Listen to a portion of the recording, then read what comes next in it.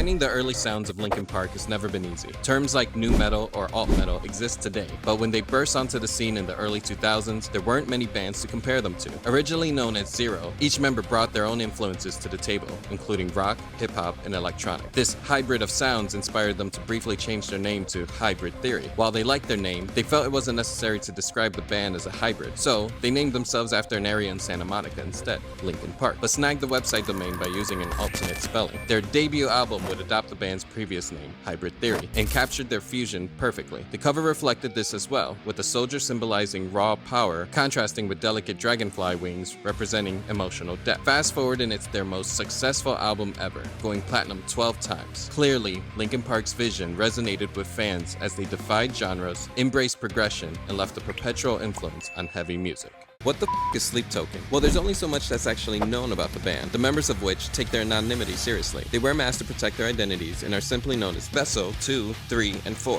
The lore behind the band suggests that the frontman Vessel was visited in a dream by an ancient deity known as Sleep and was chosen to be his vessel, hence the name. He was told to spread his message, and so the band serves as his mortal representative. But it is the way that they have chosen to spread this message that has become something of a divisive question. Is Sleep Token metal or not? Since the formation of the British band in 2016, they have had an amalgamation of sounds and influences projected through their music. Subjectively, the two major influences that are most prominent are metal and pop, which are not complete strangers. But what's different is how Sleep Token manages to jump between the genres at any given time during a song. It's hard to describe and may be hard to comprehend, but it will make all the more sense once you give them a try. Because at the end of the day, what constitutes as metal or not isn't as important as whether or not you enjoy what you are listening to. Just as many bands that ventured outside the norm before them, Sleep Token is proving to be an integral part to evolving heavy music.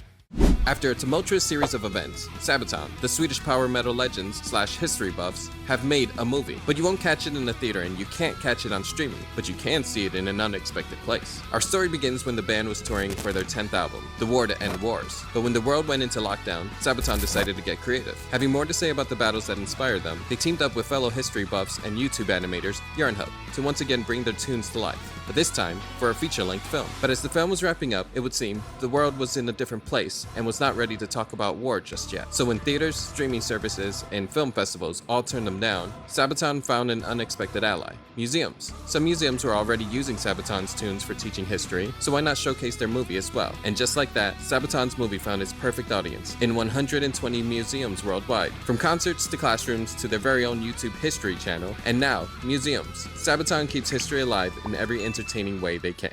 Knocked Loose killed it at Coachella. One of the biggest mainstream music festivals in the world is Coachella. It's where you would go to see the likes of Ariana Grande, Bad Bunny, or Billie Eilish. But the festival isn't opposed to sprinkling in some heavier bands on occasion. So in 2023, hardcore band Knocked Loose received an invitation to perform on the Sunday spots of Coachella. The band, never willing to back down from an opportunity and not afraid of a mainstream audience, quickly agreed to appear. As far as they were concerned, being a part of the lineup was a win within itself, infiltrating a place where they felt they didn't belong and introducing heavy music to new ears.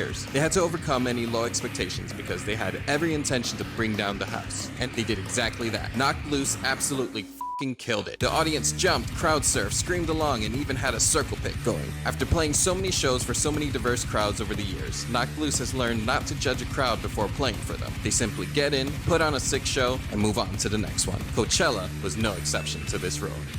Belgian death metal band ABORTED has a reputation for creating unique merchandise and pre-order bonuses, but for their 11th full-length album, Metalcore, their goal was to create something even more unexpected. Meet Wayland Thurston, the band's first action figure. He is the leader of the Metalcore and the brainchild of the band's twisted imagination. Inspired by the cartoon and toy lineups of the 80s and by the slasher films of the same era, Wayland had an entire concept album crafted around his journey. Metalcore dives deep into Thurston's descent into madness as he attempts to summon demons and bring on the end of the world. He struggles with reality and the demons plaguing his mind. But beneath the surface, there's a powerful message. As he battles inner demons, and literal ones bursting from his back, Wayland serves as a metaphor for the importance of mental health and confronting the darkness within. While Thurston's conception began as a means to sell a figure, ABORTED ended up stirring up an important conversation throughout the metal community by the means of a wacky and entertaining story. The origin of Brand of Sacrifice is a testament to adaptability. Often, metal bands find themselves evolving, searching for new sounds and inspirations. Such was the case for the After Image, a metalcore band with a unique blend of clean singing and harsh vocals, along with technical guitars. But as the years passed, something felt off. The passion was waning and the burnout was creeping in. Then, in 2018, something changed. They rediscovered the thrill of creating music. Inspired by the dark world of the manga/anime Berserk, the band birthed a new, heavier project, Brand of Sacrifice. Their blend of deathcore caught the attention of many, but it was an unexpected twist that propelled them to fame. A meme featuring their song Eclipse went viral, racking up millions of views on Facebook.